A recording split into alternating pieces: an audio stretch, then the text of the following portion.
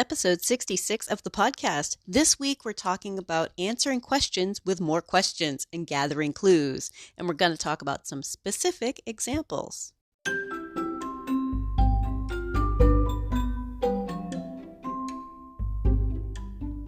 You're listening to the Creating Great Grooming Dogs podcast. I'm Chrissy Newmeyer-Smith. I'm a certified professional groomer, a certified behavior consultant for canines, a certified professional dog trainer, and the owner of Happy Critters in Nashua, New Hampshire. And this, my friends and colleagues, is the podcast where grooming and training meet. I've seen a couple of discussions online this week that I wanted to talk a little bit about. First things first. When we see someone asking for help online, I'd like for us all to get in the habit of asking questions before giving advice. Unless, of course, that advice is to go to a professional who will ask tons of questions. For example, go to your vet is often a perfect answer. So very often, right? But I want us to think about every dog is an individual, so we need to be thinking about this individual dog. And even if someone is given a pretty good version of what's going on, before you give advice, think about asking questions. And honestly, I use this in other parts of my life too. I use this when talking politics or the news. And because of that, I've had some pretty good discussions with people with very, very different views. But I want to help with understanding that my process, because it might be helpful for you too. When I'm asked about a behavior problem, whether it's grooming or non-grooming, I ask a bunch of questions. And I do that because I want a full understanding, a clear picture of what the behavior is, like what exactly it looks like, what happens before, what happens after. So for instance, what happens before the dog growls or starts to bark? What happens after? How long does it take for a dog to calm down after they've started barking? If it's always been like this, that's another good question. Has it always been like this? Is it getting better? Is it getting worse? Is it staying the same? What's been tried already? What happened when you tried that? What other things have you tried? What happened with each of those? It gives her a fuller picture of what is going on. Because every dog is an individual and they're going to behave differently. They're going to learn differently. They're going to have different health levels. They're at different ages. They're at different emotional stages and life stages. So I want to discuss too that there was a time in my career when I would have jumped into a discussion with a try this or try that type answer. But now I've learned more and I have a variety of ways to approach a problem behavior. Because I have a variety of ways to approach a problem behavior, I can ask more questions so that it leads me down different paths and different solution sets. But it's because I've seen many dogs, and my view is different now because I've seen more dogs than I did at the beginning of my career. I've seen more owners. I've seen more problems play out. And now I hear a question and a bunch of little furry dog faces from my past start coming to mind. I've seen perfectly good advice be used by an owner who didn't fully understand the advice and made their problem worse. I've seen great advice that wasn't right for that individual dog and made that situation worse. So I want to think about the way that we talk about problems or the way that we discuss things, even online, especially online, because it's so easy to just give quick advice. I want us to be in a mindset where we're looking for clues. Right? We're looking for clues. We want the whole story. We're following a mystery. It's a Sherlock Holmes mystery, all right? Or whatever mystery you like. All too often, we just jump to the butler did it. And maybe the butler did do it. Maybe it just looks like the butler did it. Maybe the butler's being framed. So a quick example of the butler did it, right? Or looking for clues. A dog with an issue for brushing. Some advice was offered. Use a clicker and treats and teach about the brush. Now I asked more questions about that behavior that has been observed. Behaviors are things that we have observed or someone has observed. Ask more questions. Even if an owner doesn't think they know much about their problem, I find that if I ask them lots of questions, they remember details that didn't mean anything to them. It didn't mean anything to them at first. They gave me details as I ask about more about what's going on. So if the dog is uncomfortable as soon as the brush is in sight, the clicker isn't the first step. Ooh, but I thought a clicker and treats would be great advice. And yeah, it would. If a dog is showing something that's rewardable at that point, then a clicker and treats could be great advice. But if the sight of the brush is already behavior that we don't want, then we don't want to use a reward marker yet. Remember that a click of a clicker is a reward marker. It means keep doing what you're doing. Do more of that, or make it bigger, or make it longer, right? If the dog stiffens and growls and then here's a reward marker, you are rewarding the behavior of stiffening and growling. And that's positive, something added, reinforcement, behavior increases. So it's positive reinforcement. It's one of the 4 quadrants of operant conditioning. And we are reacting to the dog's response. So the dog response is what we're acting on. So if we were to take a dog who's already growling when they see the brush, we don't have time yet to use a clicker because right now the behavior that we're seeing is not clickable, is not rewardable. So what do we do? So if a dog is stiffening and growling as soon as the brush is in sight, one option for that first step could be classical conditioning, different than operant conditioning, classical conditioning, and creating a new CER, which is a conditioned emotional response. And one of the ways that we can do that by having the brush appear and treats appear. When the brush goes away, the treats go away. Brush appears, look for treats. Brush goes away, treats are gone. Right? Brush appears, look for treats. Brush goes away, treats are gone. That's classical conditioning. Do you remember Pavlov? The dogs heard a bell. The bell didn't mean anything at first, but they heard a bell, and now they start to salivate. Like, ooh, that bell means food. Okay? Not a great option, but at least it's something that's pretty straightforward for most owners because we're not asking the dogs to add a behavior. It's just purely a, look, the brush showed up, and that means something good. At a later time, when the brush appears and the dog is behaving in a way that we'd like to encourage, increase, or reinforce, then we could add a clicker and a treat. So, for example, they've seen the brush and someone just dropped treats. The brush, someone just dropped treats. They might start thinking, I kind of like that brush. That would be the time when you pull out a brush and they look and go, there's a brush. Where are the treats? Click and give treats. Because now the behavior that you are seeing is more of a, I think that's kind of cool that a brush came out, and you can work on the behavior that you want to reinforce. So when would that happen? That depends on the dog. How long would that take? That depends on the dog. Can the owner safely do that? That depends on the dog. Is it a good structure for most owners to follow? I think with guidance and with help, it can be. Is it the kind of advice that every dog would need? No, there are plenty of dogs who have a lot of behaviors that we do like with the brush approaching, maybe the brush on their shoulder, but just not the brush near their ear, right? I want you to think about the nuances of every individual dog, and that sometimes a great example or a great answer might not be right for that dog. Because a dog who is already uncomfortable at the sight of the brush starts hearing click and treat can literally become really, really bad for the brush. And I see it a lot.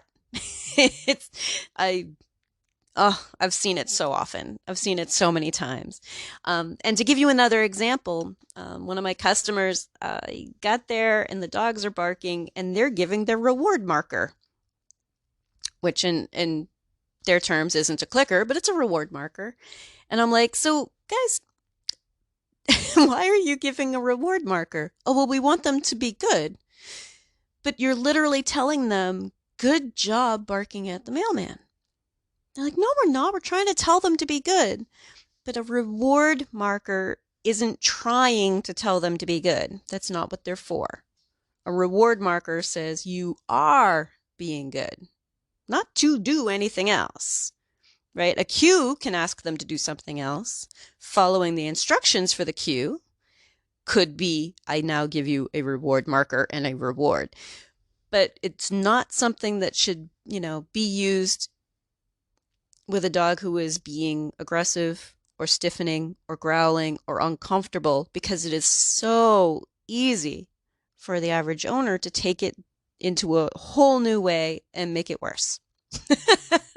And you know what? You might think, well, that really wouldn't happen because adding food is just going to make things joyous. So, eventually he'll get enough food and it won't matter because he'll think it's great because he's getting food. But some dogs really like being a little aggressive, being a little forceful. We've talked a little bit about how there's a sporting aspect to some of it. I'll give you an example. When I tug with my dogs, I like a really rough game of tug. I encourage a really rough game of tug that my dogs also enjoy. If they're growling like it's an attack, it's fun. I like that in my dogs, and I train it. Please don't think I'm crazy. But they're flyball dogs. They're sport dogs. They also do obedience. I want them to be precise, but they need an outlet for that craziness, right? So I actively encourage the growling. And you know what? It increases. They aren't sitting there politely on a tug toy going, oh, this is nice. No, they're getting into it. And I'm shoving them around and we're both growling at each other. So if you encourage things like growling, it's going to continue. So anytime someone's asking for help online, circling back to the beginning of this, I want us to think more about, let's gather our clues. Let's ask a ton of questions and gather our clues. And it might be that they don't know all those answers, but that's good because that gets the original person really thinking about, interesting. What other things should I be watching for? If you're enjoying this podcast, please remember to subscribe so that you don't miss any episodes, and tell all of your friends. One of the things that came up online this week was, how do you maintain a coat while teaching about brushing? So in this particular case, it was a Bernese Mountain Dog. There's a lot of coat there, and this owner is trying to brush. The brushing has gone awry, but they have a coat to maintain. Sometimes owners are brushing at home and doing a nice job, but sometimes they're making the behavior worse in between groomings. And that's where we have to gather our clues. We need to figure out what's going on at home. Ideally, the dog should be calm, comfortable, and cooperative. Now, we can teach owners about that and help them picture it in their minds. And one of the biggest aha moments for so many owners is that a dog that stiffens isn't comfortable. Stiffening is discomfort and/or a warning. Stiffening means a dog is ready to spring into action. We want a loose body. We want loose, right? Stiffening is not they're not being comfortable, they're not calm, and they're definitely a ticking time bomb. Right? We want a nice loose body. That doesn't mean that they're going to, be laying down, but to be able to move them around a little bit and just feel for some loose. When owners have brushing to do at home and a coat to maintain, we also need to help them determine if their dog is a safety risk for them.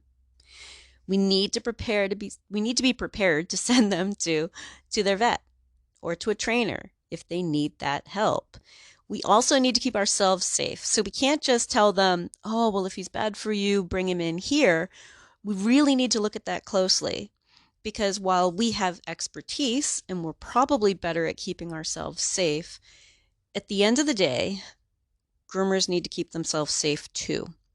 So I want you to walk that line, what you're comfortable with. And if a dog is good for being muzzled, that sometimes is a good place to start. All right, let's get you used to having a muzzle on. Because having a face mitten or a party hat, if the animal is not able to get their mouth open and hurt somebody with it, and we still proceed just as gently, calmly as we were if the dog wasn't muzzled, right? So sometimes for some dogs, they've figured out that a muzzle means something is going to happen to them and it's going to be unpleasant. If the dog is comfortable wearing a muzzle, that's a safety net. And that doesn't mean that we just take it to an extreme, but that we're like, okay, good. We know that nothing more than some grabs, some nips might happen. And definitely you can get bit through a muzzle. So sometimes owners are like, well, can't you just muzzle him? That's what we pay you to do. Right. All right. We also need to stop putting up with that in the grooming industry, in the veterinary industry, in the training world. Like, we need to start reminding owners that they have a responsibility to teach their dogs. Train your dog. I will give you as much information as I can. I will guide you to where you need to go, who you need to talk to, what you can try. I'm always here to help somebody who needs the help. But at the end of the day, it's not my responsibility. It's an owner's responsibility. So keep in mind, we need to assess the safety. And if that means that that coat isn't going to get brushed for a couple of weeks while we are teaching something new, or get some brushing done, but not necessarily a brush out, if you know what I mean by that difference. So trainers might not know this part, but like a little bit of brushing might be good, but you didn't actually get down and actually get the coat perfect. If we're working on training, that might be what we need to do to make progress, because certainly it can be a problem. We don't necessarily want to get it done if it's going to undermine all of the training we've been doing. So assess if it's safe, and if you as a groomer feel like you can safely get some done and keep the dog calm, comfortable, and cooperative, then that might be where we start. What I usually have owners start with, though, is to start at home with just touching their dog all over and figure out what the dog is calm, comfortable, and cooperative with. Now, with their new understanding of what stiffening is, and that doesn't mean he's being a good dog. So many problems could be avoided if everyone knew that stiffen means I'm uncomfortable. Because if we learn to back off when a dog just stiffens a little bit, now they don't have to go into their whole big, I swear to God, lady, if you touch me one more time, I'm going to kill you, right? They'll calm down, like, oh, she notices if I just stiffen a little. So teach them about that, but start with calm, comfortable, and cooperative. Taking things off the coffee table, touching them with stuff that doesn't involve doing things in particular with their coat. So I'm looking at my coffee table right now. I've got coasters, remote controls, I've got some craft stuff, I've got a pair of glasses, I've got a jar candle. You think about just picking up an item and touching your dog with it. Get them used to just teaching their dog to be calm, comfortable, and cooperative while being touched with items, with stuff, with things. Get them touched all over. Get that dog standing up, touching them with stuff and things. The dog that was brought up has some ear issues after a couple of really bad ear infections. If you know what, getting them used to being touched near their ear and slowly getting them used to, I'm going to touch your ear. You might think that the dog is always good until you flip the ear open. But if that dog is stiff as you pet toward the ear, now I want you to watch for that. Is he stiffening up as I pet closer to his head? As I get behind his ear, is he like, oh, she's getting near my ear, right? We want to watch for that because we want to back off if he starts getting worried. We're trying to build confidence, build trust in us that, listen, if you get nervous, we're going to back off a little bit, because that's how trust works, right? We're not spoiling him by backing off. That's just how trust works. Like, dude, relax. Everything's going to be fine. Now, the dog in question, actually, we need to send to the vet also, because we need to make sure that this dog is healthy. Maybe there is something else going on. Maybe it's another ear infection, Maybe this dog has really, really, really sensitive skin, or something that's sore, or a sore mouth. Like, we need to know that this dog is healthy. When we send somebody to the vet, we also need to make sure that they know to talk to the vet about the issue they're having. um, and I will often sit down and help write it out like an outline. Like, okay, when this happens, he does this. When this happens, he does that. The thing is, and vets and vet techs, if you're listening, I hope you agree with this statement, but what I look for in my veterinarian is an excellent scientist. They're a scientist. They understand the inner workings of my dog. They don't necessarily have patience with people. When you find one, you hang on to that rare unicorn because they are fabulous. But sometimes owners start trying to tell a story and the details get lost. Write down your details. Write down an outline. When I bring my dog to a vet or to a specialist, I write out the outline because I'm also the type who's just going to sit down and tell a story. My vet's like, okay, well, my regular vet is fine with a story. She has wonderful bedside manner and is great with people. But I went to one specialist who said, oh, fabulous, you wrote it out. Awesome. These are the questions I was going to ask you. Write it out. So if you're sending them to the vet, write it all out. Have it ready. That's one of the ways that we can help our owners. Because then a vet might say, I see where some of this seems abnormal. Because if you're just telling them a story about he doesn't like it when we touch his ears, they're like, yeah, lots of dogs do that. We need to give them details, or they won't check it out because it doesn't sound abnormal to them. What's normal and what's not. If we need to, assess if this dog is having some sort of a really big problem, like, okay, we're wondering if he's in pain someplace because as soon as we reach for a particular area, this dog does XYZ, right? The vet may say, well, he's had a bunch of ear infections. That's probably it. Let's check his ears again, right? Which might need totally sedating him to check his ears. While he's under, ask them to check everything. So I want you to be thinking about if you send them to the vet, make sure that they know that there is a behavior problem that we're trying to address and we're trying to rule out. Because if not, owners are like, oh, well, he was at the vet pretty recently and they said he was fine. You know what? I could be fine yesterday and have a cold today. Right? There's always a start point for something to happen. There's always a start point. So recently at the vet isn't the same as I was there yesterday and we discussed this problem, or I was there last week and we discussed this problem. Right? There are lots of different things that a vet might want to test for. So when we send them to the doctor, write an outline. Like I said, the beginning part of this podcast, like gather our clues. We've got a mystery to solve. Get the owners used to the idea of calm, comfortable, and cooperative.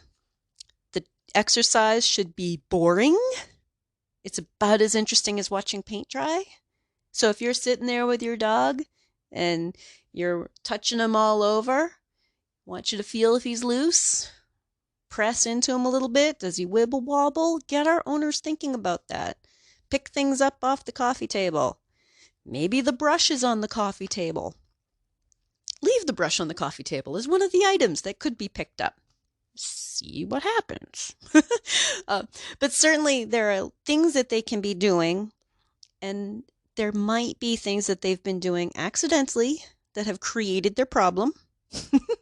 Because if a dog stiffens and nobody ever listens, nobody ever notices the stiffening, sometimes they just jump right to, I gotta do something big to make this person stop. She doesn't understand me.